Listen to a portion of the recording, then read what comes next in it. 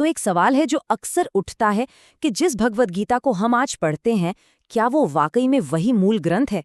और देखिए, हाल ही में इसी सवाल पर इंटरनेट पर एक जबरदस्त बहस छिड़ गई। एक तरफ थे साइंस जर्नी जो हर बात को तर्क की कसौटी पर परखते हैं, और दूसरी तरफ थे ISKCON के एक प्रतिनिधि। मुद्दा गरमाया हुआ था प्रभुपाद की भगवद गीता की प्रामाणिकता और उसकी व्याख्या को लेकर। चलिए इस पूरी वैचारिक टक्कर को जरा गहराई से समझते हैं। बहस की शुरुआत में ही ISKCON प्रतिनिधि ने अपना स्टैंड एकदम साफ कर दिया। उन्होंने कहा कि वो पूरी बहस सिर्फ और सिर्फ भगवद गीता पर ही करेंगे। क्यों? क्योंकि उनके हिसाब से गीता ही तो वेदों का सार है, उनका निचोड़ है। और बस इसी एक दावे ने पूरी बहस के लिए मंच तैयार कर दिया, और यहीं से शुरू हुआ टकराव का पहला दौर। तो जैसे ही ये दावा सामने आया, साइंस जर्नी ने सीधे सीधे इसी बुनियाद पर ही सवाल खड़ा कर दिया। उन्होंने इस बात को ही चुनौती दे डाली कि गीता को वेदों का सार कहा भी जा सकता है या नहीं।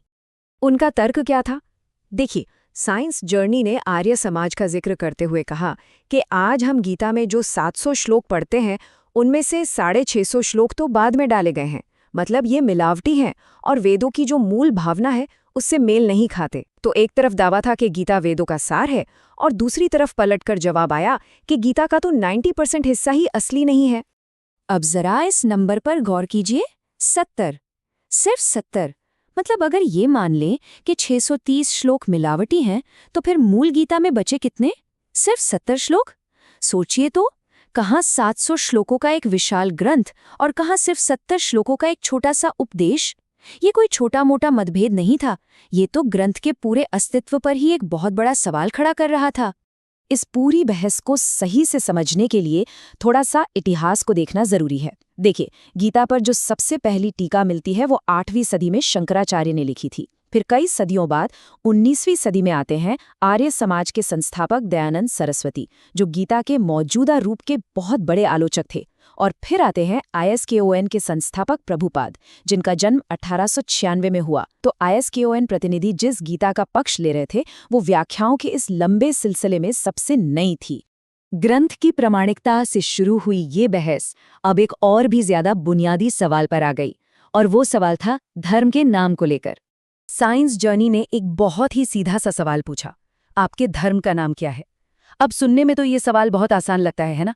लेकिन इसी सवाल ने एक बिल्कुल नई और काफी पेचीदा बहस को जन्म दे दिया। ISKCON प्रतिनिधि का जवाब था सनातन धर्म। और बस यहीं पर साइंस जर्नी ने भाषा और व्याकरण का एक मुद्दा उठा दिया। उनका कहना था कि सनातन शब्द तो एक विशेषण है, एक एडजेक्टिव है। इसका मतलब होता है शाश्वत, प्राचीन, जो हमेशा से है। ये तो धर्म का एक गुण है, उसकी एक खासियत है, उसका नाम नहीं। तो अब बहस इस पर आ टिकी कि सनातन आखिर है क्या, एक गुण या एक नाम? साइंस जर्नी का मानना था कि ये शब्द धर्म की विशेषता बता रहा है, उसका नाम नहीं। वहीं दूसरी तरफ ISKCON प्रतिनिधि का तर्क था कि धर्म का गुण ही उसका नाम है, और सनातन धर्म अपने आप में एक पूरा और सही नाम है। इस भाषा की गुत्थी को आसान बनाने के लिए साइंस जर्नी ने एक बहुत ही कमाल का उदाहरण दिया। उन्होंने कहा, ये तो वैसी ही बात हो गई कि कोई मिठाई का नाम पूछे और जवाब में कहा जाए मीठी। इस एक उदाहरण ने उनके तर्क को एकदम पानी की तरह साफ कर दिया। भाषा और इतिहास की इन परतों के बाद बहस एक ऐसे मोड़ पर पहुंची जो शायद सबसे मुश्किल था, और वो था समय का एक गहरा विरोधाभास। इसके लिए हमें वापस बहस के शुरुआती बिंदु पर जाना होगा, वो मूल दावा जिस पर यह पूरी चर्चा टिकी हुई थी कि गीता वेदों का सार है। अब जरा इन तारीखों को ध्यान से देखिए। मान्यताओं के अनुसार महाभारत और गीता का समय आज से करीब 5000 साल पहले का माना जाता है। वहीं ज्यादातर शिक्षाविद और इतिहासकार मानते हैं कि वेदों, खासतौर पर ऋग्वेद की रचना लगभग 3500 साल पहले हुई थी। और यहीं पर साइंस जर्नी ने वो तार्किक सवाल उठाया जिसने सबको चौंका दिया। सवाल ये था कि कोई किताब जो 5000 साल पुरानी है, वो उन ग्रंथों का सार या निचोड़ कैसे हो सकती है जो उसके भी 1500 साल बाद लिखे गए? ये तो समय में पीछे जाने जैसी बात हो गई। इस एक सवाल ने ISKCON के मूल दावे की बुनियाद को ही हिला कर रख दिया। इन तर्कों और सवालों के बीच बहस ऐसी उलझी कि कई जरूरी सवालों के जवाब मिल ही नहीं पाए, वो बस हवा में ही रह गए। साइंस जर्नी ने एक के बाद एक कई मुद्दे उठाए जिनका कोई सीधा जवाब नहीं आया। जैसे कि सिंधु घाटी सभ्यता के समय गुरु शिष्य परंपरा का क्या हुआ, वो कहाँ थी? गीता के श्लोकों की संख्या को लेकर इतना मतभेद क्यों है, 700 या 745?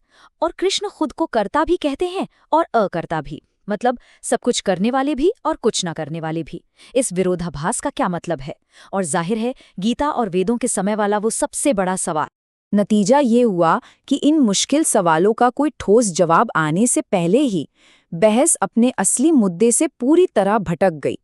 तर्कों की जगह धीरे धीरे व्यक्तिगत हमलों ने ले ली और आखिर में ISKON प्रतिनिधि ने बातचीत ही बंद कर दी। तो ये जो पूरी बहस हुई, ये हमें एक बहुत ही बड़े और अहम सवाल के सामने लाके खड़ा कर देती है। जब हम हजारों साल पुराने ग्रंथों को समझने की कोशिश करते हैं, तो असली प्रमाण किसे माना जाए? क्या गुरु शिष्य परंपरा से चली आ रही आस्था को, या फिर इतिहास, तर्क और बाहरी सबूतों को? इस बहस का तो कोई नतीजा नहीं निकला, लेकिन ये सवाल जरूर हमारे लिए छोड़ गई कि आखिर श्रद्धा और तर्क की इस जंग में अंतिम सत्य क्या है।